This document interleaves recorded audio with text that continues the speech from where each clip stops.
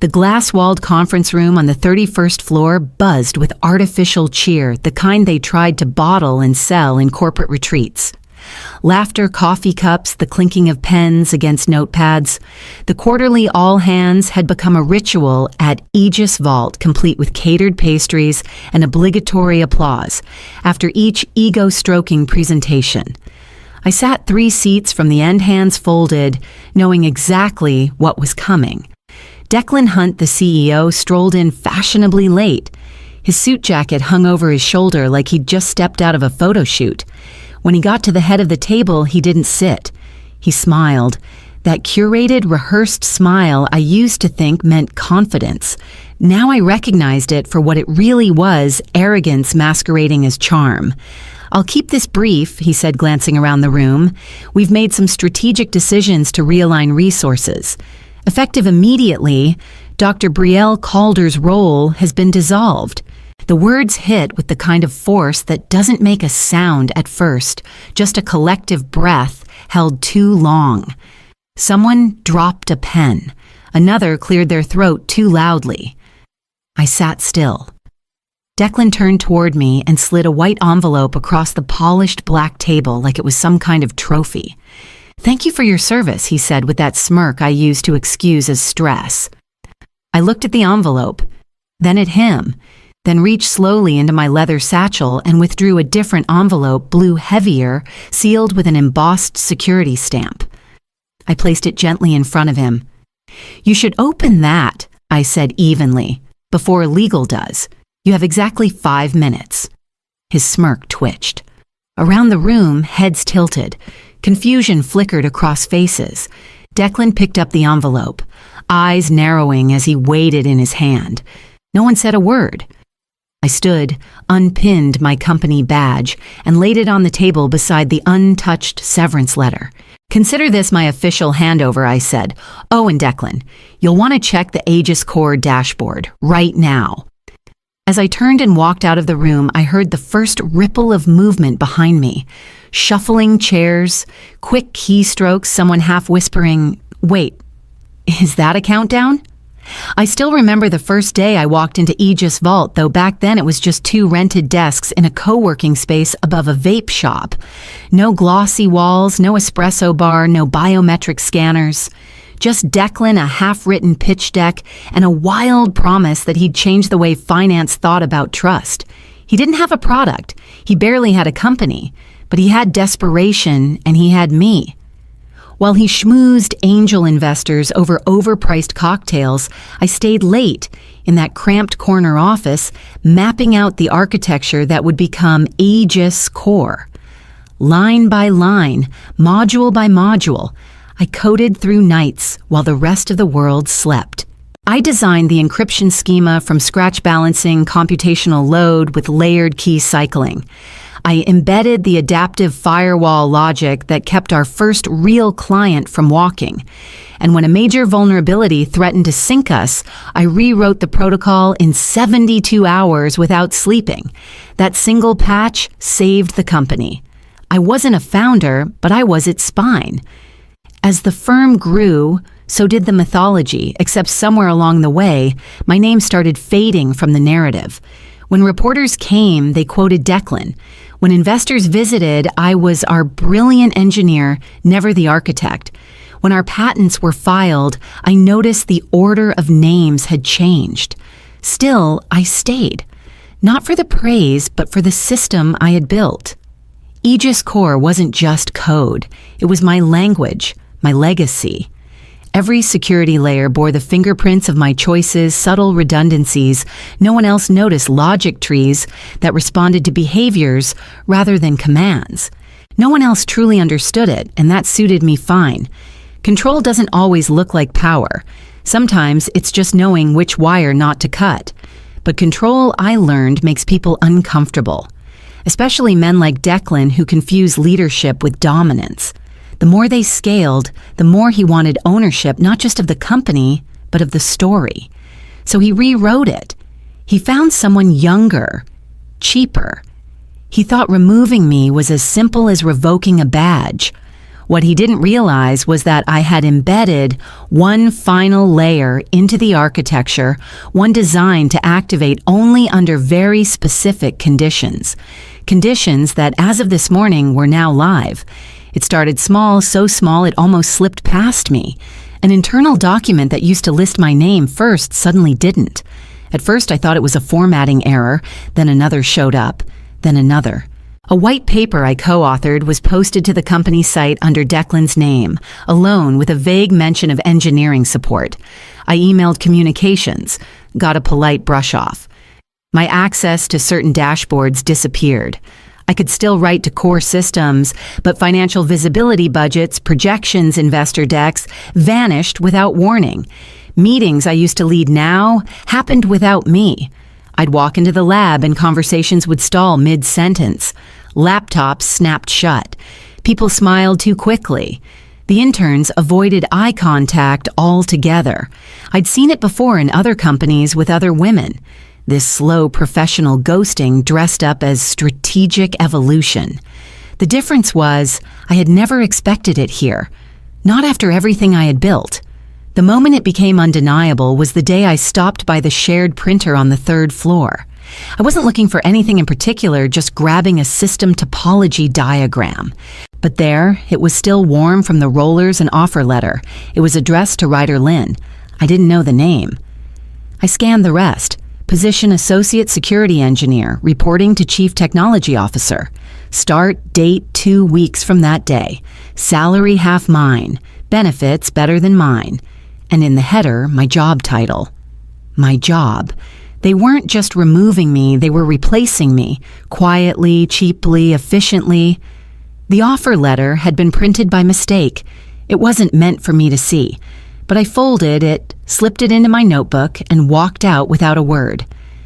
That night, I reopened Protocol Zephyr, ran simulations, cleaned up the log triggers, tuned the threshold conditions. I didn't activate it. Not yet.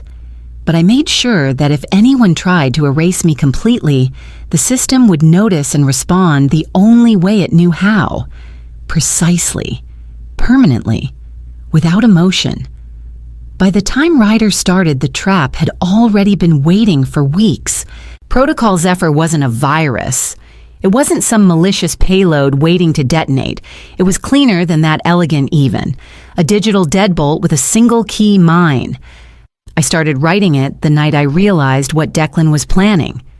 I didn't have proof yet, but the instincts I'd spent years honing in code told me the shift was coming. Not immediately, but soon enough. So I designed a protocol that wouldn't damage the system, just pause it. A full-stroke lockdown of Aegis Core's encryption lattice backend, orchestration and client integration layers. All of it would freeze if one condition was met: the complete revocation of my active credentials. No deletion, no corruption, just a wall. And once triggered, it would send a silent report, timestamped, encrypted, and distributed across 3 independent compliance channels. One to our legal observer node, one to the SEC, one to a private watchdog AI I built for this very purpose. It was legal, ruthlessly legal. I made sure of it. The day I implemented it, I didn't tell anyone. I added 3 layers of obfuscation and buried it under a legacy update, pushed during a holiday maintenance cycle. The junior devs assumed it was patchwork from an old feature request. No one dug deeper. They never do. Over the months, I tested it quietly, simulated credential drops, analyzed response times, adjusted the re-authentication thresholds. I didn't want it to trigger unless the betrayal was total. But I needed it to work the moment it was. When Declan said, "You're terminated," in front of that room when my credentials were revoked and my badge deactivated, Zephyr recognized the breach. The timer started 300 seconds. I didn't need to touch a thing. The system had already begun its sequence, nodes isolating, keys freezing, auth chains breaking. By the time I stepped off the elevator and into the marble lobby, Aegis Core was already halfway to paralysis. 5 minutes, that's all it needed. And I knew exactly where it would leave them when it stopped. I didn't look back as the doors closed behind me. The lobby buzzed with Friday Calm interns, chatting by the espresso machine, a security guard half watching CNN. No one out here knew yet. Not that they wouldn't. The ripples were seconds away from hitting the surface. Outside, the wind bit sharp against my coat. I walked slowly, deliberately, and my heels tapping across the stone like punctuation. In my bag, my phone began buzzing first once, then again, then in rapid succession. I didn't check. I already knew what those notifications meant. Inside, the panic would be blooming. Aegis core didn't fail gracefully. It didn't flicker or glitch. It stopped. Cold. The encryption lattice froze. First keys stopped cycling. Then the API bridges failed, cutting off banking portals mid-transfer. The orchestration logic that routed payment commands collapsed in on itself. Monitoring dashboards went blank. Not red, not yellow, just black. Like someone had turned out the lights and walked away with the fuse box. Worse than the technical failure was the silence that followed it. The system didn't crash. It protected itself, and it sent alerts just like I designed it to. The SEC compliance demon would have flagged an abnormal credential revocation against a core architect, and the incident would already be in the regulatory pipeline. That wasn't something Declan could wave away with charm and spin. By the time I reached the end of the block, someone at Aegis would have figured out the envelope I handed him wasn't a resignation or a threat. It was a legal record. Time-stamped logs, Zephyr protocol metadata, and a notarized chain of custody. All of it drafted, printed, sealed, and slipped to him with one sentence: open it before legal does. The firm's biggest clients were likely already calling, confused, first, then alarmed, then furious.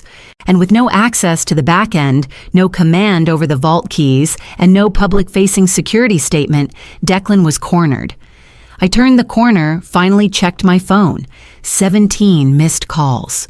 4 voicemails, 3 from unknown numbers, 1 from the firm's operations director, and 1 I noticed already marked as urgent.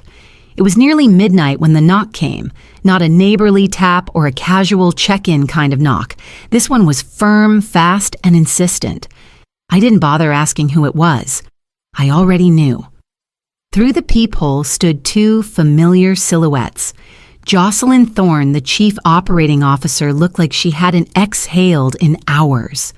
Beside her, Ravi Duval. The CTO clutched a tablet under his arm like it was life support. I opened the door just enough to raise an eyebrow. Brielle Jocelyn said, breathless, "We need to talk." I stepped aside, shoes off. They complied, stepping in like students summoned to the headmistress's office. I didn't offer them a seat. The system Ravi started, it's locked. Fully. We can't even get a diagnostic reading on the orchestration layer. I didn't answer. I walked to my desk, opened my laptop, and turned the screen toward them. The dashboard glowed blood red. Every alert blinking in sequence authentication, failed, key tree disabled transaction bridges down. Zephyr was doing exactly what it was meant to do. I protected this system, I said, from the exact scenario you're all trying to pretend wasn't orchestrated. Jocelyn folded her arms, her voice tight. We didn't know Declan was going to. I cut her off. You knew enough. You watched the permissions shift. You watched me disappear from meetings. You sat in the room while they prepped my replacement. Ravi looked at the floor. We're losing millions by the hour, Jocelyn admitted. Clients are threatening lawsuits. If we don't get systems back online soon, we may not recover. I let the silence stretch. She glanced at the screen, then back at me. Can you undo it? I can, I said. Their shoulders lifted a little too soon. But I won't, I added, unless we're very clear about the terms. This isn't about helping you recover. This is about you admitting what you tried to steal. Ravi looked up, panicked. So what do you want? I closed the laptop, walked slowly toward the window, and let the city lights reflect in the glass. I want what's mine. They stood frozen in my living room, the silence stretching like wire pulled taut. I didn't enjoy it, not exactly, but I didn't rush to fill it either. Some lessons need to echo before they land. I'm going to list my terms once I said walking back to my desk and pulling out a folder. No theatrics, no drama, just clarity. First, I want 40% ownership of all Aegis-related patents, existing and future derivatives. That includes the Zephyr protocol, since it's now arguably your most valuable asset. Ravi blinked hard. Jocelyn didn't move. Second, I'm reinstated as Chief Technology Officer immediately. Full authority restored with contractual immunity from future strategic removals, without board-wide review. I slid the second page toward them. Third, I want a buyout. $12 million. Liquid, not stock options. Consider it restitution for breach of trust and attempted erasure of intellectual contribution. Jocelyn opened her mouth, then closed it. Fourth, I continued. I want a signed public apology from the board. No spin, no diluted PR fluff. I want acknowledgement of my role as architect and engineer of Aegis Core. I watched them flinch at the word architect. Good. That meant it hit where it was supposed to. And finally, my name is to be reinstated across every patent documentation, set internal architecture report and white paper, where it was erased, retroactively. The weight of the room shifted. Jocelyn's face had gone pale. Ravi looked like he might pass out. "You're asking for control," he whispered. "No," I said calmly. "I'm demanding recognition. And security. What you tried to do wasn't just replace me, it was to rewrite history. I'm giving you the chance to correct it." Jocelyn stepped forward. "You're asking a lot, Brielle. You don't have a choice," I replied. Neither of them argued. I handed her the folder. Board meets at 9 a.m.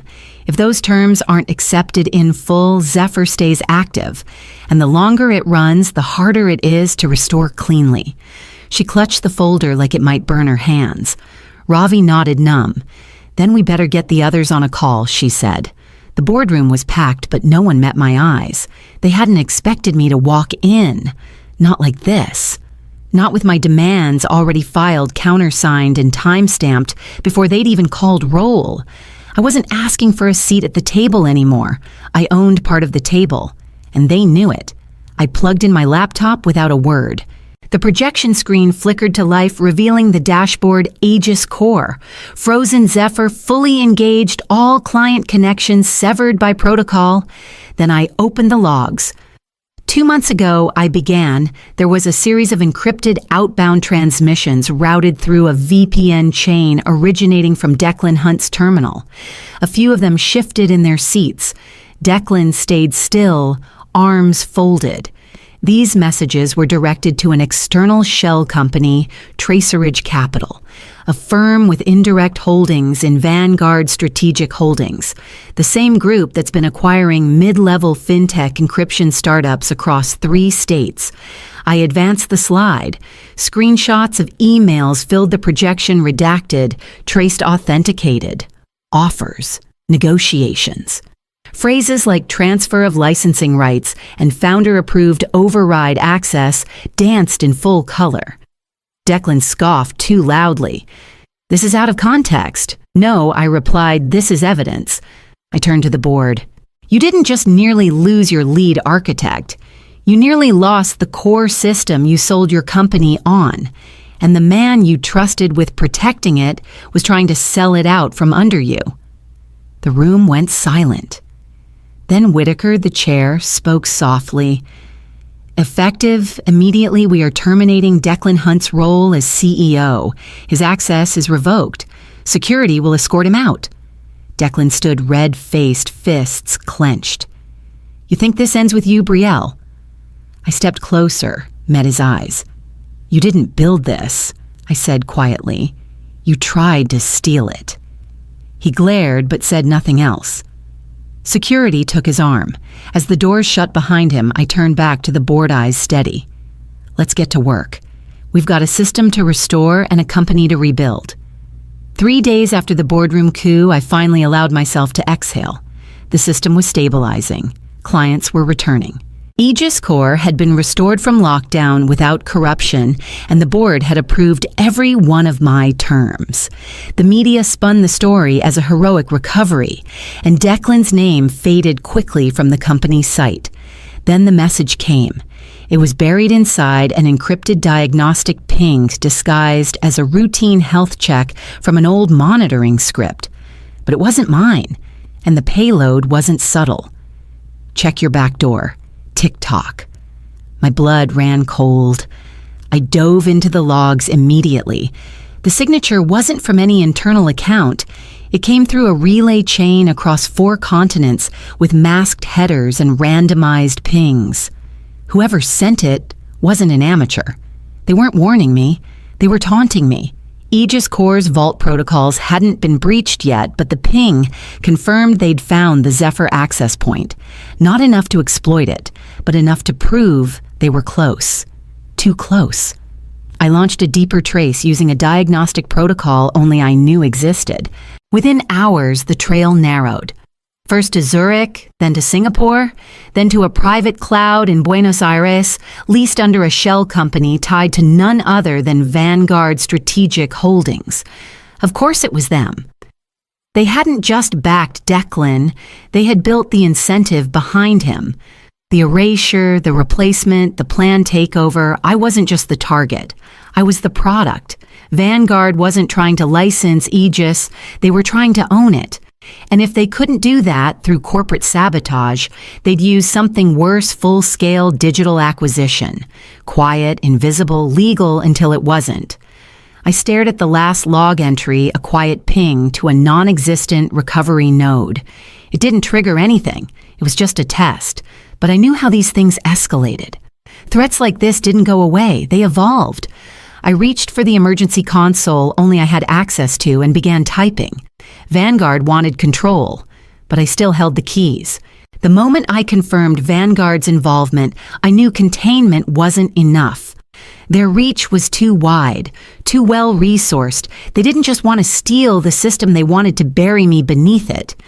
If I left even a fraction of Aegis exposed, they'd exploit it, twist it into something unrecognizable, and market it as their own. So I opened the emergency console I'd written in the earliest days of the architecture, a fail-safe beneath the fail-safe. It had no label, no interface, no password prompt, just a question: initiate full internal lockdown YIN. It would seal every admin route, disable even my credentials, and scramble recovery ports until reauthorized from a hardware module only I possessed. Not even I could reverse it from software.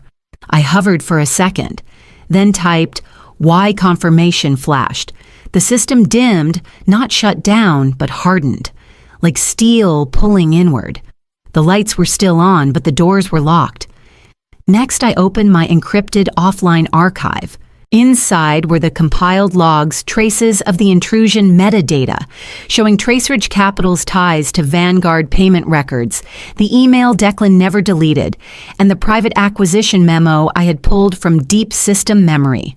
All time-stamped, all validated. I sent 3 identical packets, one to the FBI's Cybercrime Division, one to the SEC, and one to a curated press list, Wired Forbes TechCrunch. 30 seconds later, the attack stopped.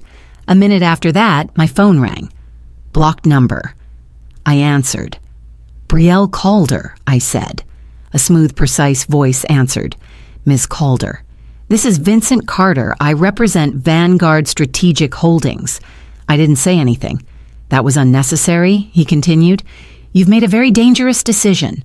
No, I replied, calm and steady. You did. You thought I'd fold. He hesitated. You'll regret this. I smiled, slow and certain. No, Vincent, you will. Check the headlines in 5 minutes. I ended the call. By morning, the story had gone global. Architect exposes private equity sabotage.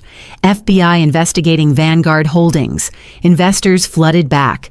Clients praised the system's resilience. But what mattered most, the system was mine. And now everyone knew it.